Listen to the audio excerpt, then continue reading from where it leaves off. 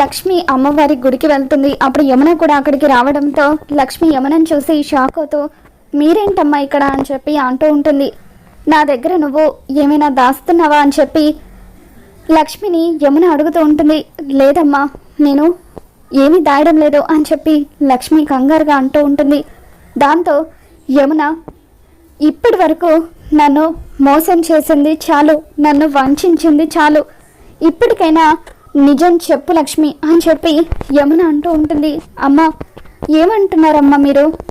నేను మిమ్మల్ని మోసం చేయాలనుకోవడం ఏంటి, ద్రోహం చేయడం ఏంటి అని చెప్పి నేను ఏ రోజు కూడా అలా అనుకోలేదు అని లక్ష్మి అంటూ ఉంటే, ఇప్పుడు నిజం చెప్పు లక్ష్మి, ఆ అమ్మవారి మీద బొట్టు వేసి నిజం చెప్పు. నువ్వు కనుక ఇప్పుడు నిజం చెప్పకపోతే నేను చచ్చినంత బొట్టే. నీ మెడలో తాళి కట్టిన నీ భర్త ఎవరో ఇప్పటికైనా నిజం చెప్పు అని యమున లక్ష్మిని ప్రశ్నిస్తూ ఉంటుంది. లక్ష్మి కన్నీళ్లు పెట్టుకుంటూ యమున వైపు చూస్తూ ఉంటే యమున లక్ష్మి మెడలో ఉన్న తాళి పట్టుకొని, నీ మెడలో తాళి కట్టింది ఎవరో నాకు తెలుసు, నా కొడుకు విష్ణు విహారి అని చెప్పి యమున అనడంతో లక్ష్మి ఎంతగానో కంగారు పడుతూ ఉంటుంది. మరి రాబోతున్న ఎపిసోడ్లో ఏం జరగబోతుందో మళ్ళీ మన ఛానల్లో తెలుసుకుందాం. ఈ వీడియో మీకు నచ్చినట్లయితే తప్పకుండా లైక్ చేయండి.